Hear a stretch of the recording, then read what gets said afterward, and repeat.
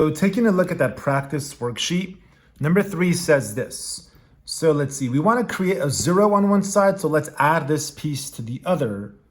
And that'll give us sine of theta plus square root 2 sine cosine equals 0. And then what we generally do is we look at how many terms there are. This has 2 terms. And you look for the common ground between them.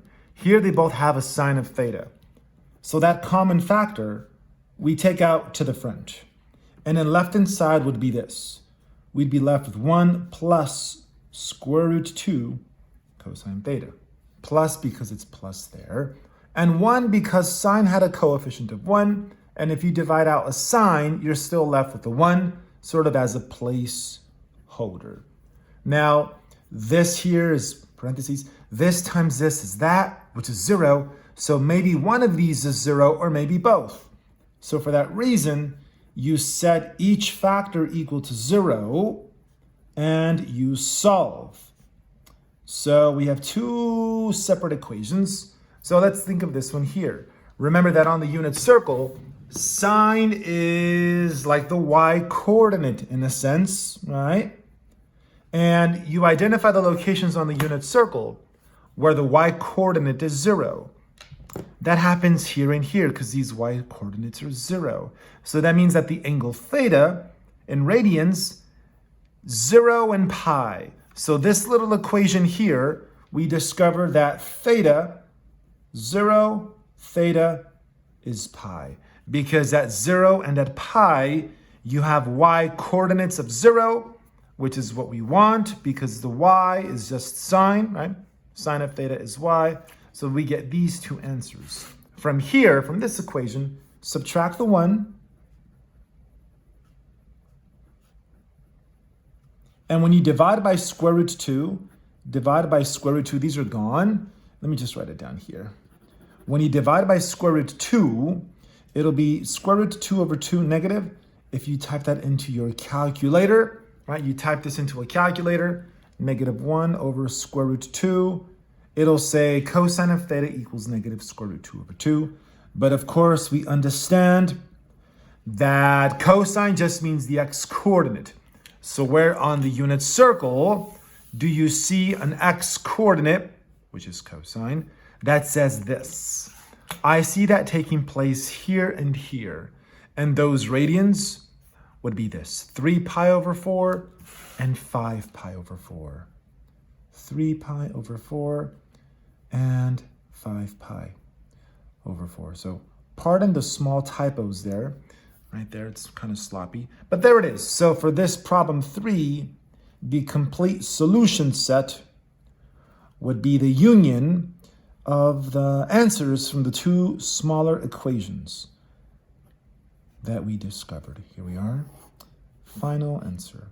And then for number 5, or for number 4 rather, the same idea. You have 2 terms, take out the common factor, in this case being secant. If you take out secant of theta, I believe that this is what we are left with right here. And now we can set each piece equal to 0. Right? Once you've taken out the GCF, the tendency is to set each factor equal to 0 and then solve. Recall that secant is like 1 over x.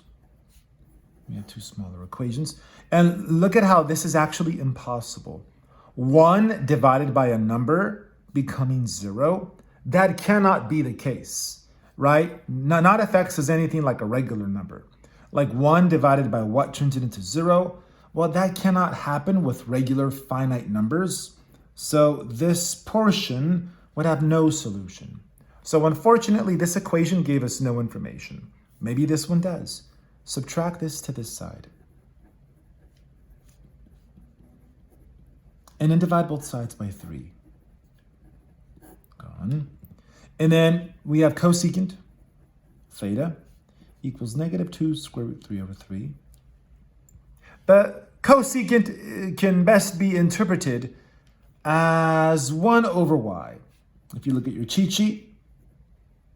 Okay. But the goal is to solve for theta, right? Theta is the goal. But you know what? Like, I don't like how it's 1 over y. I wish it was just regular y. So what I'm going to do is I'm going to do that trick where I turn both sides upside down. Upside down. Now, if you go calculator on that, this can actually be simplified. And if you do, on this side, it's just y. Because if you turn that upside down, it's just y over 1, which is just y. We turn this upside down, we got that. But this can actually be simplified. And if you do, it'll say this number right here. So now it's a matter of interpretation. Look at your unit circle and find all the locations where the y coordinate says that. I believe that only happens for us both here and here, right? These y coordinates are that number there. And so these angles in radians would be 4 pi thirds and 5 pi thirds. 4 pi thirds and 5 pi thirds. And given that the other smaller equation contributed no solution, the solutions from this minor equation, final answer.